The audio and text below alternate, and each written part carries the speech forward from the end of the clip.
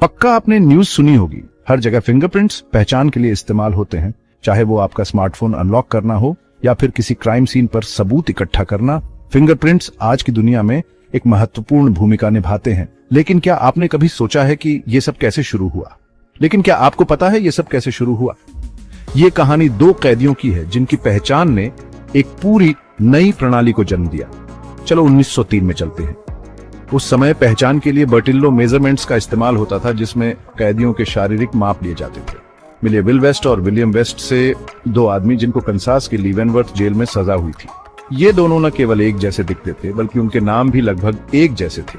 ये दोनों बिल्कुल एक जैसे दिखते थे और दोनों के बर्टिल्लो मेजरमेंट्स, जो उस जमाने में कैदियों को पहचानने का तरीका था, एक ही थे। इस कारण से जेल के अधिकारियों को बहुत परेशानी हुई। जब विल वेस्ट आया तो रिकॉर्ड क्लर्क AMW मैक्लॉगरी बहुत हैरान हुए। उन्हें लगा कि उन्होंने इस आदमी को पहले देखा है। विल वेस्ट कहता रहा कि वो इस जेल में कभी नहीं आया। मैक्लॉगरी ने रिकॉर्ड्स चेक किए और एक विलियम वेस्ट मिला जिसके मेजरमेंट्स और फोटो बिल्कुल विल वेस्ट जैसे थे।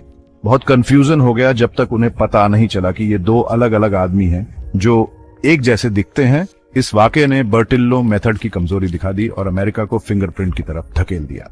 1904 में सेंट लुइस वर्ल्ड्स फेयर में स्कॉटलैंड यार्ड के सार्जेंट जॉन के फेरियर ने मैक्लॉगरी को फिंगरप्रिंटिंग के बारे में बताया। ये तरीका वो 3 साल से इस्तेमाल कर रहे थे।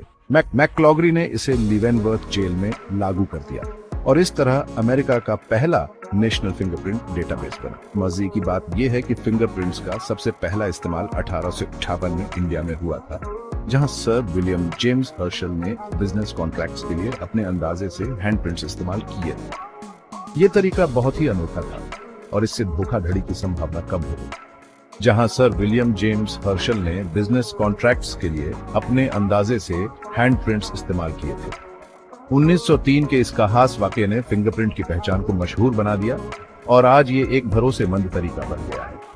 फिंगरप्रिंटिंग की इस प्रणाली ने न केवल अपराधियों को पकड़ने में मदद की, बल्कि यह भी सुनिश्चित किया कि निर्दोष लोग गलत तरीके से फंस न जाएं।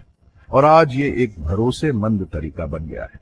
फिंगरप्रिंटिंग की तकनीक ने समय के साथ बहुत प्रगति की है।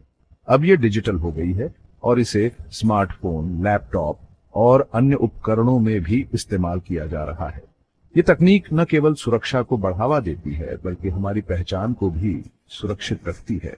इस प्रकार दो कैदियों की कहानी ने एक पूरी नई पहचान प्रणाली को जन्म दिया, जो आज भी हमारे जीवन का एक महत्वपूर्ण हिस्सा है।